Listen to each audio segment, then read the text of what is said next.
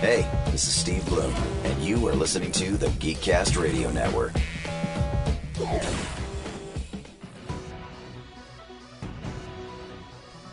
You're listening to the GeekCast Radio Network.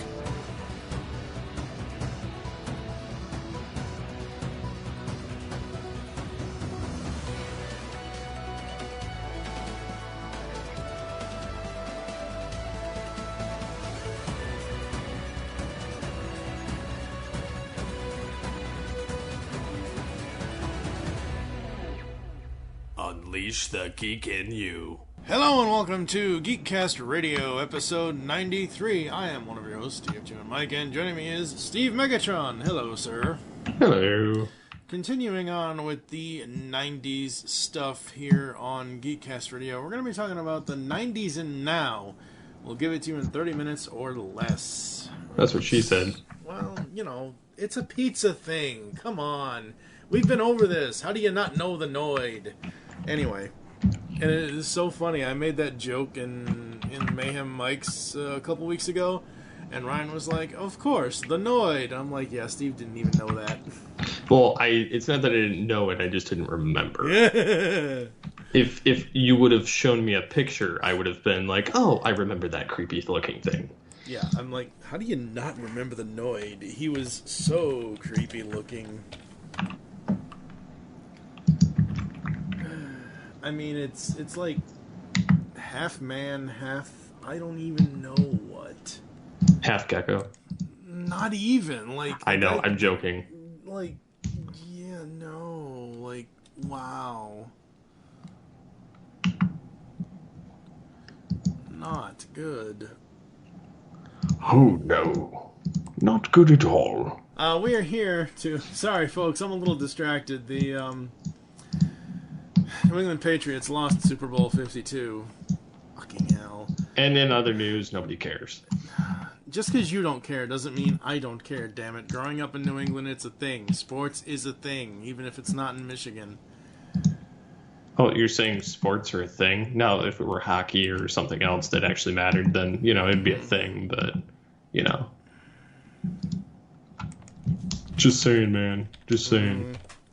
But anyway, 90s to now. What we're going to do in this episode is we're going to talk about stuff from the 90s to now. And some things happened, some things didn't. Some things should come back, some things shouldn't. Kind of a thing. How about things that happened in 90s media that just seem too risque these days? And I know there's a lot of risque things that happen these days in news and things like that. Like, there's all kinds of crazy stuff, but, like, I know Inside Edition and Extra and those kind of things are still around, but, like, I haven't seen hard copy since the 90s. A Current Affair went away almost as soon as the 90s began. Some of the movies in the 90s were just... Well, forget the movies, the animation. Well, yeah, there is Fingerprints. Yeah, Fingerprints, yeah, exactly. I think Justin Timberlake fingered Prince at the Super Bowl halftime show this year, because there was supposed to be a Prince hologram tribute with Justin Timberlake. So, yeah. Yeah, there's so many things that happened in the 90s that I just don't... Like, the biggest thing for Tiny Toon Adventures is, we're cracking up the censors, and the whole thing with Animaniacs and, Yakko, when something really, really blue and risque happened. Okay, good night, everybody. I mean, nowadays, everybody's just too sensitive. I have other words for that, but I'm going to leave it alone. Yeah, I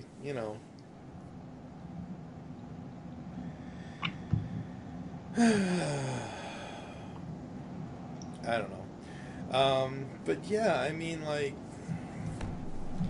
we didn't have to pull punches back then, but now it's like, you think of a funny joke or whatever, and I know you and I would probably say it no matter what, but it's like, should I really be saying this or should I not really be saying this? How many people am I going to offend today with just looking at something or just saying something or giving a quote-unquote wrong opinion? Because, opinions can't be right or wrong according to most people, and even though I've said that they can and cannot be at the same time, I'm a hypocrite, so I fully admit that.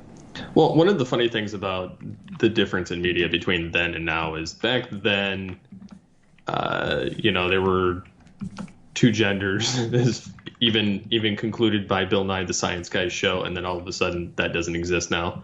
There's multiple genders now. There's 90 some or whatever. I don't know. I can't keep track anymore. It's still a binary number to me, but I'm going to leave that there. Anyways, it was in a Bill Nye episode. Mm-hmm. And that episode was scratched from history unless you check YouTube. So if you're curious about that, yeah. Anyways, and then, we had things that had to kind of fly under the radar. Oh, yeah. Back then. And nowadays, it's you have, like, for instance, you have more like upfront nudity and swearing and pushing the envelope in that regard, but then when it comes to other things, they're like not willing to push the envelope. They're like, oh no, this is too risque, See, I don't see that. I do, because you're saying playing, compared to then, they do it more now, or vice versa. Well, I think that things are just less censored now by comparison to back then. Okay, but the difference is all of us now are adults, and we can all choose or not to choose to pay for Skinamax or HBO or Showtime or whatever. I'm not even talking about that. I'm talking about regular cable. Well, yeah, that's true. And things that are streaming, which is why I got rid of... Streaming did... That's why I got rid of Netflix, and that's why I won't, there's a lot that's changed in how much they're looking to push the envelope nowadays, and I want nothing to do with it. Like, I'll just not watch it and sit on my nostalgia train. Yeah. See, the crazy thing to me is there's more rated R movies in the 80s and 70s, 80s, and 90s than there are now. Like, every movie I have ever seen in the last 18 years, since the year 2000, almost every movie I see a trailer for that is not a horror movie, that may be like let's say a Will Ferrell comedy or something like that, not necessarily picking on him or singling him out, but he's the only example I can think of. I'm like, like Hot Tub Time Machine, I thought was going to be rated R because of all the shit that they do in that movie, and... It's not, I don't think. I think it is PG-13. I don't know. I forget. I'd have to look it up. But it's one of those things where movies now, like, there are maybe 10 rated R movies in a year versus, like 50 back then in the 90s. Well, the thing is, too, is when things hit cable, you had the edited version. So even if you didn't want to watch the rated R version, you got still a pretty good cut of the film, whereas now it's pretty much, you get the same cut no matter what, unless there's like some kind of a thing that they just won't show. Yeah. And yeah, it's, I don't know. A lot of the 80s and 90s stuff had a lot of nudity, a lot of swearing, a lot of action, a lot of, gore and stuff like that. And it does now too. That's kind of relative. The only difference is that they're trying desperately not to hit that rated R. So they'll hit a hard PG-13, which to me is still rated R. Yeah, the whole rating scale, I think Dan and I talked about this on Movie Week in Review and stuff like that, but it just doesn't... It's changed so much over the years to include other things and exclude other things, kind of a thing, so... Yeah, I get it, but it's at the same time, it makes it more difficult, I guess, to watch some of the stuff, and I guess that's just me hitting my, old age thing that I just, I can't sit through a lot of that crap anymore. And even now, like, I've gone back and I've tried to watch old stuff from the 80s and 90s, and comparing it with today, I find a lot of it, unless it's the censored version, I find it harder to watch. And although I do find that the comedies back then were much easier to watch, because not only were they more intelligently written and cleaner, but they weren't, I don't know, I just feel like the ones now, they rely too much on gimmick and like asinine jokes instead of intelligent writing. Yeah, absolutely. Hot Tub Time Machine, though, is rated R, sadly.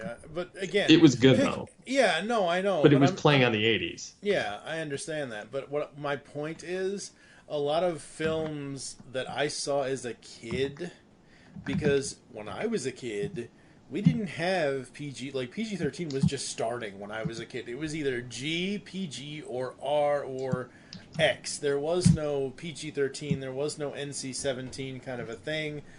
And, you know, like, I forgot how gory RoboCop is. And that's a rated R movie. Like, yeah, that one was pretty hard. Well, I mean, you know, the whole beginning of it kind of a thing. Like, you know, that. Like, I mean, I knew Beverly Hills Cop 1 and 2 were rated R because I've watched those movies ever since I was 7. But, you know, but it's just one of those things where it, like, it's almost flip-flopped. And again, like I said, I know, like, early, mid-90s, there wasn't really a lot of PG-13 films. And then they kind of started after, like, 97. And R movies just kind of really went away. It seems like nowadays an R-rated film is, like, a rarity. Like, I would have to go back through, like, a list of films that got released this year, or last year, I should say, or 2016 or 2015, just to count how many were PG-13 versus how many were actually rated R. And I'm not counting, like, ooh, the 3-hour rated R special edition of the BS that is BBS. That's bullshit. That's just bullshit. The thing with animation in the 90s, as you were saying earlier, is the storytelling to me was more in depth. There have been a few shows in the last 7 or 8 years that have done that, but most of the animation nowadays is just there. I think a lot of it's terrible. Not only in animation, but in writing. Yeah. I mean, like, you know, you take, like, a Star Wars Rebels or a TMNT, the one that just ended before whatever this new one is going to be that we talked about in Altered Geek, Rise of the TMNT. You take that. You take any of the Transformers, like Prime and things like that. That was good, that kind of stuff. But, like, you know, how long has SpongeBob been on now? And there really is no, like, storyline. Like, that's an episodic plot-by-plot kind of thing. There is no ongoing story there. Thanks, Cat.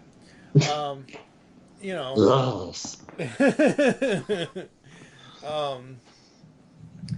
and the thing of it is some of these animated shows don't even really get, like, past 1 or 2 seasons, and it's a shame. Like, Disney's The 7D, that show was hilarious. It really was. I mean, you put Billy West, Maurice LaMarche, and Kevin Michael Richardson in a room as 3 of the 7 dwarfs, hilarity will ensue, and it does. I mean, especially with Maurice LaMarche playing Grumpy.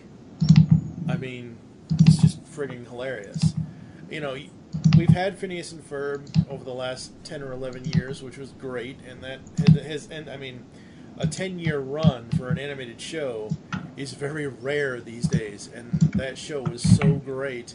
And now those creators have gone on to take on their new show, Milo Murphy's Law, which is coming up on its 2nd season, I believe. I love that show. You would love that show. I've said this to you before with Milo Murphy's Law. The only reason why you'd love it once you watch the plot of it, but the only main reason you would be drawn to it is Weird Al voices the main character, Milo Murphy, and he also sings the theme song. How cheesy were the 90s? It depended on the show. Yeah. Because if you looked at like Power Rangers, you had some cheese factor. If you looked at Beetleborgs, you had some cheese factor. If you looked at a lot of that kind of stuff, you had cheese factor, or some of the What a Cartoon shows. Yeah. Like, a little bit in Dexter's Lab and, Major Glory and all that kind of stuff. And then you would have some in like Animaniacs or some of those type programs. But like then you had some serious stuff that was like the Marvel and DC universe. Absolutely. Which was rock solid.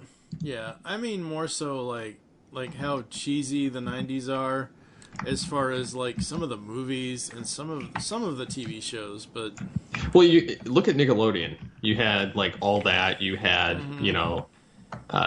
what was it? Salute Your Shorts. Clarissa. Yeah, I mean, so there was a lot of cheese Alone factor. In the Dark. Yeah. And just some of I think the 90s film wise kind of took a shift. Where 1990 to 1994 or 5, it was still kind of that late 80s action type of stuff, and the comedy stuff was there still, but it was more so a leftover of 80s comedy stuff. Like, as much as everybody probably dislikes the film, even though I enjoy it to some extent. Don't Tell Mom the Babysitter's Dead.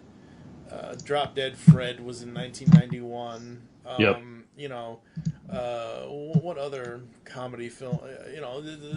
Walt Disney's Three Musketeers.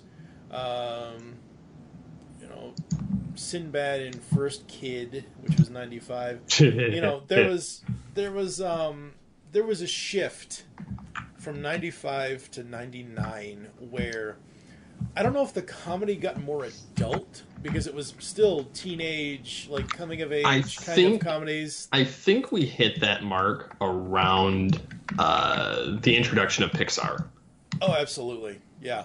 I don't think we really had a lot of it prior to that, but I think that once Pixar came in and broke the mold, I think that's the changing point. Yeah. And I also think the changing point for the live action stuff is also like stuff like Cruel Intentions and Wild Things and She's All That, and as much as I love this film, but to a lesser extent, 10 Things I Hate About You, it just kind of varied, and it just was a different kind of comedy. And then, obviously we're not talking about the 2000s, but, 99, the end of the millennium kind of thing. 2000. Well, and then we started getting an influx of new superhero movies. Yep. I mean, you had Blade, you had X-Men, you had Spider-Man, and then like Batman I don't really count because they kind of it was kind of dying off at that point. Yeah. So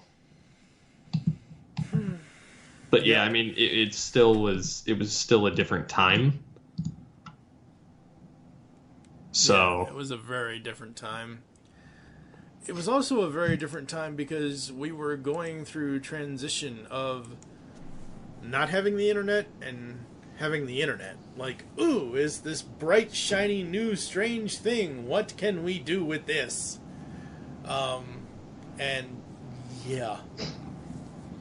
It took me a few years to stop looking at the newspaper to find movie times. I remember when the internet came out. Yeah. My dad had just gotten a computer in a Pentium 133 at the time. Oh, wow. Yeah, that's old school. And we were sitting down, and the first thing we looked up was this is how hardcore geek I was at that time. I looked up Star Trek. The first thing I look up on the internet, Star Trek. Of course. The original series, print off stuff, looked up, and then back in those days you had like the Encarta encyclopedia, and you had the Microsoft's basic, thing of that, and then it was crazy back then. I mean, I remember that. I remember when it was entertaining to look up Beavis and Butthead and MTV online. You had very generic looking websites. GeoCities. I was a heavy user of GeoCities I for think my sites. everybody was a heavy user of GeoCities because GeoCities to the 90s is to what GoDaddy is today. Well, I wouldn't even say that. GeoCities was kind of that place that everybody went for free websites, kind of like what WordPress is today. Yeah. Because if you go to WordPress.com, you can get like free, WordPress websites and, whatever.wordpress.com. So that it was the same thing as GeoCities. I mean, except GeoCities had this convoluted, they didn't use your username or a specific title. They had like geocities.com / Times Square / corridor / 1815 / main.html, which for those that are actually listening, that was my actual direct URL to my Transformers website. Way back when. Or actually, it was that or Dragon Ball Z. I'm not entirely... No, that was my Transformers site. But anyways, I had to type that so many times, I remember it. So you had to go through, navigate through directories, and then when Yahoo bought them, it became a username thing, but... and then it was just a mess. The page builder, and if you're on dial-up, it was a royal pain because you'd have to wait forever for this. Like what you see is what you get. Visual Java setup of this in-browser thing that you could build your layout. And it wasn't fun because if you created a new page, you had to literally rebuild the damn thing every time. And I'd gotten pretty good at it after a while, and then it was just a mess. But anyways, I did that for years. Until that went away back, I don't know, about 10 years ago. I could still get into all my sites, which was great, but I went to WordPress as soon as that was available. Yeah. The crazy thing about the 90s, folks, is that the stuff that some of the internet things gave birth to just don't seem like they should be around anymore. I know you're not going to care about this, but as I said earlier, I just recorded an episode of Mayhem Mikes with Ryan and Info Merkley, which would be out before this episode, obviously. But, I was doing some research on what happened at Royal Rumble this year with WWE, and they... at the end of the Rumble, announced the arrival of Ronda Rousey in the WWE. She's a UFC fighter kind of thing. And one of the headlines on the pay-per-view that they showed was Yahoo Sports broke the news. And I'm like, Yahoo Sports? Is that still a thing? Because, Yahoo just doesn't seem like it's around anymore. I know it is around, but it just doesn't... They got bought up by AT&T. Yeah, that's why. Which is funny because Yahoo bought up GeoCities back in the day. Yep. Just like Microsoft bought up Hotmail, which I had one of the original Hotmail accounts before Microsoft bought it a long time ago. And then, Microsoft's, of course, changed the platform, I don't know, half a dozen times. And so, you could do, at Outlook, at Live, at MSN, at they don't even let you do Hotmail anymore. I will never not have my Hotmail email address, but I don't use it for anything that much anymore. I use Gmail at this point. I've been using Gmail since 2005 or 6, but I use my at Live, which is a Hotmail account, for everything. It's still my go-to. And then I use Yahoo for things I don't want to sign up for and have it go to my main email, so basically junk mail. So for coupons and stuff, because they get hacked a lot, it doesn't really matter to me. And I use Gmail for my Android related stuff or purchases because it's more secure. And then I use and mind you, they're all different usernames, so it's fun to remember them all. And then I use the various platforms for the web hosting for my different .coms. So it's just insane. Yeah, you have a lot there, buddy. Yeah, I'm a crazy person. I have I don't know, 10 emails. Jesus. I can barely deal with one or two. I have one for work too. That's fun. I don't mind the fact that Hotmail or Microsoft or whatever, I don't mind the fact they changed it to Outlook or whatever to have the Microsoft branding there, but What I mind is changing the layout and all of... That's why I eventually switched to Gmail, because Gmail had a better layout in my mind than Hotmail did at the time when it was changing, and I'm like, screw this. I like Gmail much better. It flows much easier. It's so much easier to use. Hit compose, hit send, all that. It's just so much faster and easier. And really, has anyone used AOL in the last 15 years or more? No idea. Do they even still send out those free discs of, hey, install AOL? I don't think so. Hey, welcome to AOL.com. I mean, yes, hi. AOL. We really should make a website out of that, AOL. You want to know what's funny? Back in the early 2000s, I did. We had this giant joke, me and a couple of friends, and we made this, AOL.com basically out of like a GeoCities or Top Cities site, and it basically was like, the AOL conspiracy theory. Yeah. It was great. I don't know, dude. It seems like stuff that happened in the 90s would never happen today. I mean, never say never, but it just seems like a lot of the stuff that happened, a lot of the stuff that came out, like, Facebook, I know you know this, but I know everyone else knows this too. Facebook has that memory thing, like, oh, on this day in, X number of years ago from your Facebook stuff.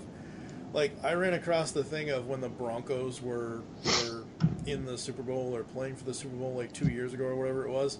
And they're like, oh, still the only Bronco that matters. And it was a picture of OJ's white Bronco from '94. And I'm like, oh, wow. Like, really? Come on. That's sad. Yeah, that's really sad. But it's just... The 90s were a great time for what they were, but I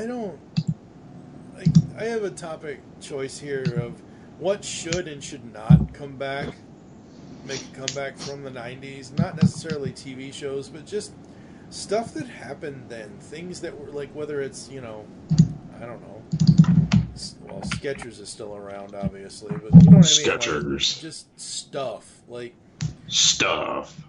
Like fads and things like that, kind of like we were talking in the first 2 episodes of this little 90s thing I've been doing here, like Jolt Cola or whatever, like Jolt or nothing. Yeah. Do, like, dude, you're getting it down. I don't want her. Take her back.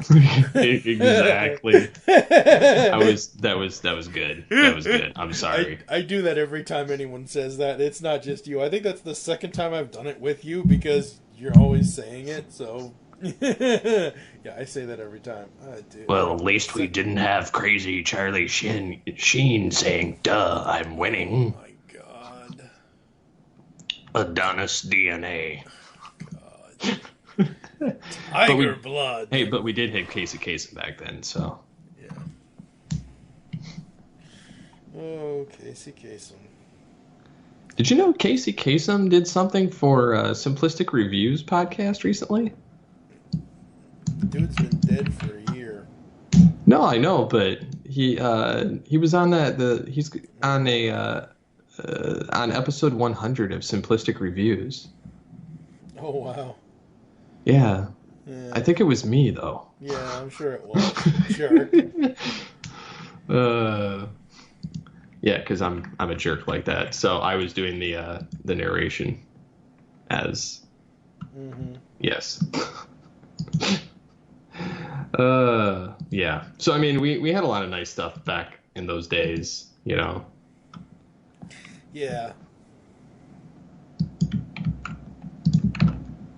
I don't really know what else. I mean, we had. I mean, there was a lot of cheese factor. There was a lot of different things going on in the various time spans, but like we really didn't have.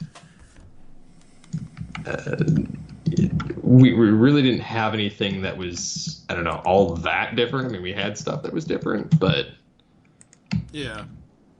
Yeah, I mean, it's not all that different, but it just... I don't know. I think more of the point here is that...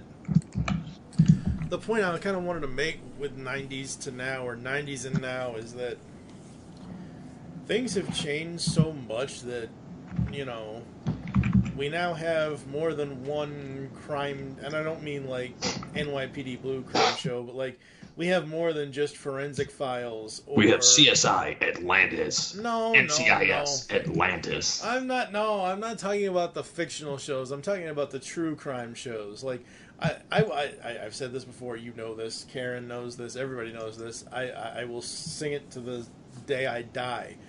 There's a Discovery Network out there called Investigation Discovery. They show all these true crime shows, and it's my go-to. It's the craziest thing.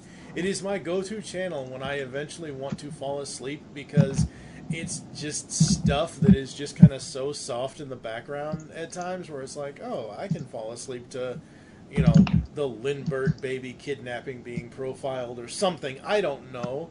But it's one of those things where, like, back in the 90s, we had, late 80s, early 90s, we had Unsolved Mysteries with Robert Stack. And I think it's still around with Dennis Farina these days, but I don't know if they eventually ever got rid of it. I know that, you know, it did come back with Dennis Farina, but, like, I mean, you want to talk about some freaky stuff as a kid, try watching Unsolved Mysteries in the dark with Ultra Magnus as your With Robert Stack. Yeah, exactly. You can listen to John Bailey do the same thing. He's a pretty good impersonator of the guy that is no longer among us. Yeah. I'm sorry. There can only be one Ultra Magnus, and that is Robert Stack. There can only be one Optimus Prime, and that is Peter Cullen. It's that old joke, you know, Peter Cullen dies, we'll put his, you know, body on ice to keep him alive or whatever. So you're saying that's something from the 90s that shouldn't come back?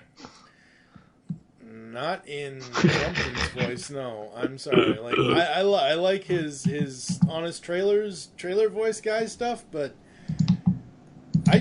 so I now have a smartphone again. La-ti-da. It's one of those things where I've seen various apps and whatever else, and there's an app called Go90. It's a television program app, and you had asked me before, oh, have you seen Combiner Wars or Machine Wars or whatever the hell it's called? Yeah, it's Combiner Wars. Whatever. And I'm like, no, you know, because you were like, oh, it's a YouTube series. I'm like, I'll see it when I see it. I don't really have any interest.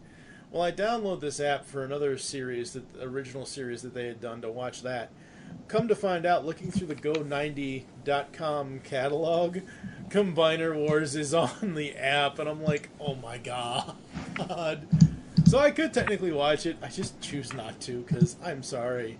I cannot watch anything Optimus Prime related unless it's animated David K., Gary Chalk, Primal, or Optimus Prime Peter Cullen, because there ain't nobody going to beat Peter Cullen Optimus Prime. There are no sound-alikes anymore.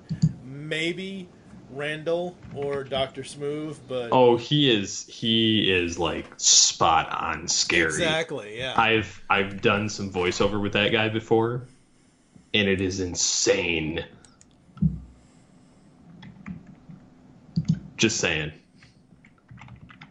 I did David K, so that was me. But of course that was you. I have to do David K's voice if I can do it. Well, I mean, you know, when we interviewed him, the man said, "Oh, hey, that's a really good spot-on impression." So, you know. Oh yes.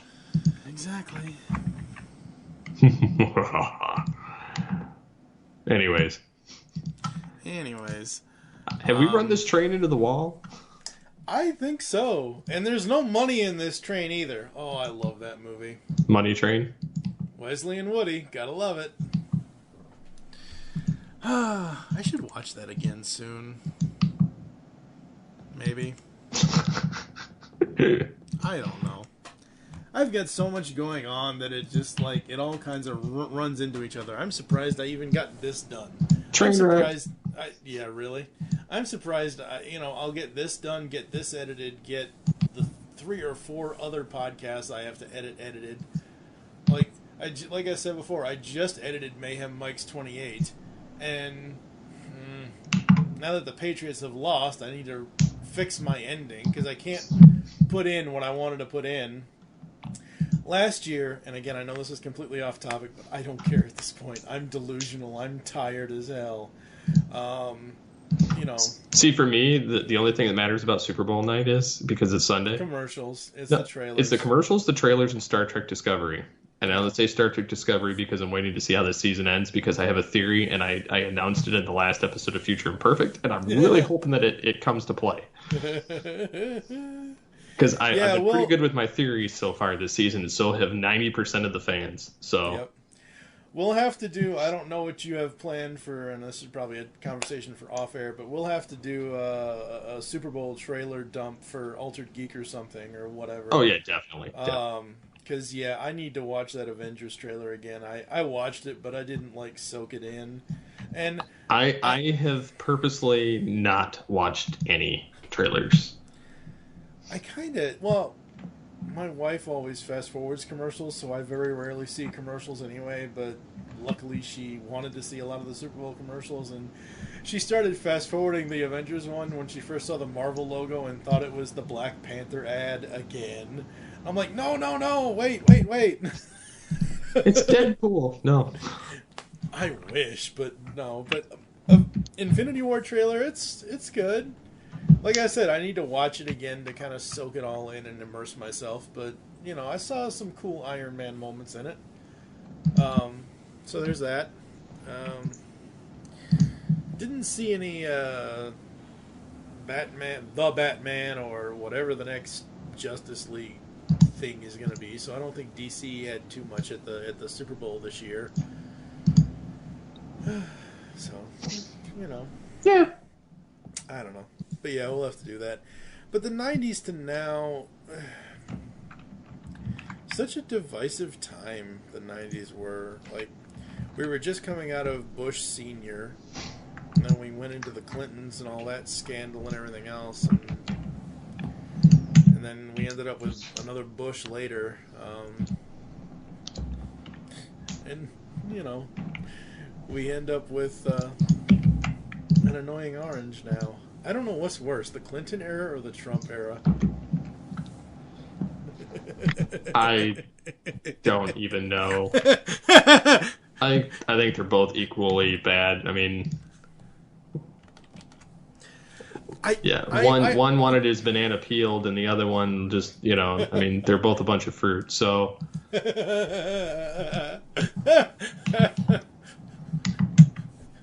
Aren't you glad he was a banana? God. Yeah. What I find interesting is the fact that so we've had a president that kind of did the whole Twitter, Facebook thing in Barack Obama, but he didn't really do it. He didn't take, quote-unquote, advantage of it as the current president does. Can you imagine what it would have been like when the Lewinsky scandal happened and President Bill Clinton had a Twitter account? I did not have sexual relations, believe me. And then she'd be posting pictures of his dick, that